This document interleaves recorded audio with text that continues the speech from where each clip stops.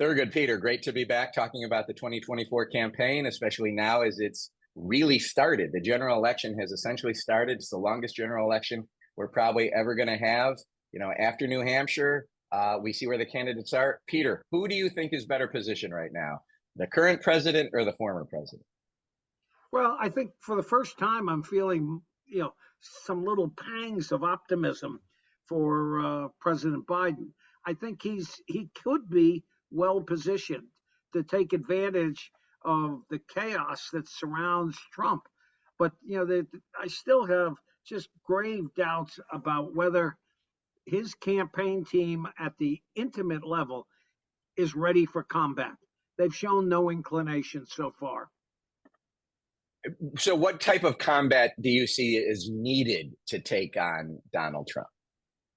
Well, I think you can watch, as deplorable as Nikki Haley is, she clearly gets under his skin and drives him crazy and makes him make, very foolish public mistakes that his supporters have to explain away.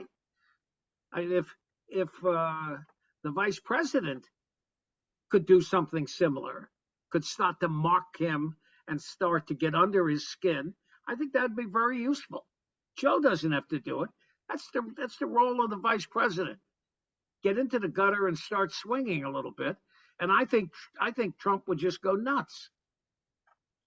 So Thurgood, you've worked on many campaigns. I don't know if we've ever described one as a gutter campaign that we've all worked on.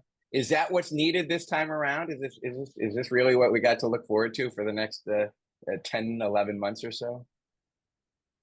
Well, I'm not going to agree with the level at which Peter thinks this should come in at. I'm not sure that the Veep is the right messenger to carry that message. But I agree with Peter that what the recent exchanges between the former president and Governor Haley suggest is getting under his skin is not a bad strategy. And so I would hope that the Democratic Party and the campaign can find the right surrogates to do exactly what Peter's suggesting.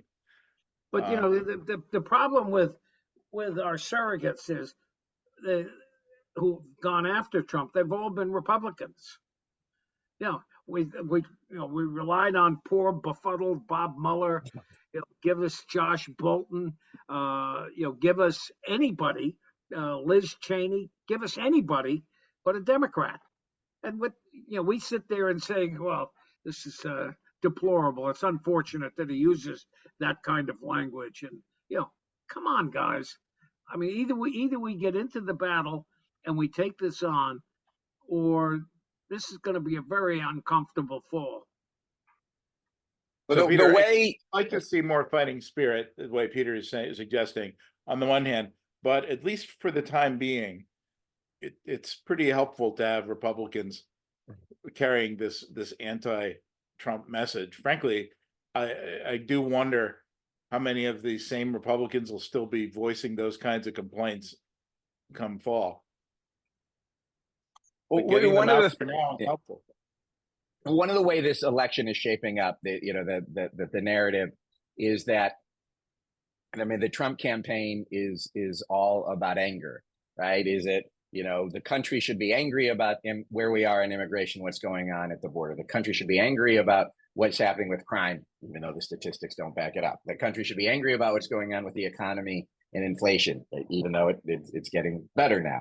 Right? The country should be angry at the mismanagement of Biden foreign policy. Look what happened with the Afghanistan pullout. Look what's happening in the Middle East now. Look what's happening certainly in Gaza. This is all about anger.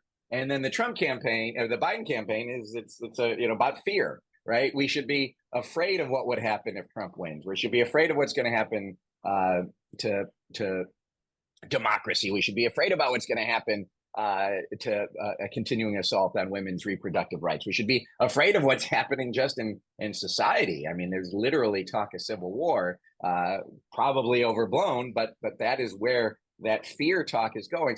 So this is shaping up, as a friend of mine described it here, as a very primal election. Do you see this is this what we're going to have to be dealing with for the next 10 months, Peter? I think it is, and I think the anger, the grievances that the Trump core have, all of these issues. I think the border is the number one issue right now, and underpinning the border issue is race. These are not Norwegians and Danes trying to cross into our country. These are people of color trying to come in, and the underpinning of the grievances of Trump's group is all based on race. And any way around it, that's it. We can pretend that it's not, but that's the battle. And I think being afraid is probably not bad as a motivator, but it can't be the whole thing. We got to fight back. Steve, And I love the primal description that you laid out for us, and I would suggest that there's an additional level to this, and that is that there's an element on the Republican side of anger, but there's also this element of vengeance, and on the Democratic side, there is an element of fear to the messaging, but there's also an element of hope for the future, and it sort of plays into how the economy is starting to turn as well. And I think if those additional sort of sub arguments can play out, that would bode well for the Democratic ticket. yeah, It's very hard for the Democrats to undo the damage that's been done, to Biden and to the administration. As you guys know, I watch Fox News regularly, which makes me crazy. But I watched it over a period of weeks during midday and the afternoon, and I'm in the cable news business. You get about 6 stories an hour. That's what you get. And generally, if you're at CNN, you give either the last story in the hour is an upbeat, soft story, or it feeds into a problem that's going to be at the top of the lead the next thing. I counted the stories on Fox on the regular news broadcast. 6 stories an hour. Every one of them had a dystopian, racist undertone. And that's what comes in 24 hours a day on Fox, on their affiliates, and on the other cable news. I'm blocking on it right now that mimics Fox. And there is simply no way for large segments, particularly of rural and small town America, for them to escape this message. The idea, the idea of Joe Biden being enfeebled by his age, that's baked in. That started 3 years ago. And if they only address it once or twice an hour. 6 months ago, they were feeding it 3 or 4 times an hour. But that's done. We lost the opportunity to push back on that. Thurgood, I go back. I remember, the Clinton reelection campaign. It's building a bridge to the 21st century. Obviously, the Obama campaign. The word was hope. Right. Very positive messages. Can we see any of that going into for the rest of this election, or is it going to be much more negative? No, I think, and I think it's an imperative that this campaign present a message of positivity and hope for the future amidst all these concerns. And I think that the building blocks are there to have concrete accomplishments to fill in that hopeful message. I think the economy is clearly turning, and it looks like it's going to continue to turn in favor of the administration and them getting more and more credit for where we're headed and for what they were able to avoid in terms of economic downturns. The only lingering concern I have in terms of the coming year and the campaign cycle is these external foreign policy events, the arc of which is highly unpredictable and volatile. Yeah. Peter, hope? Well, I'm always in favor of wrapping up a campaign on the positive note. I used to try and run my campaigns in that way, particularly if you were winning or you were close to being winning. You want to present a vision that that inspires people to feel good about going to the polls. And I think Thurgood is right.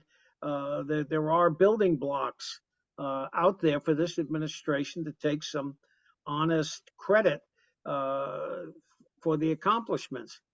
But I don't think between now and say, the 15th of October, I think we're in a period of combat, and we've got to engage it.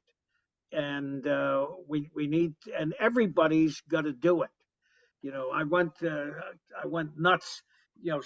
Thurgood remembers this. I went nuts during a recent period where there was a lot of criticism coming out of Trump land towards Biden, toward the Biden family and stuff, and there was conspicuous silence on our part, and I got a email fundraising letter from one of my senators touting that he had introduced a bipartisan anti-puppy mill bill, and I said, well, geez, I actually had to take medication.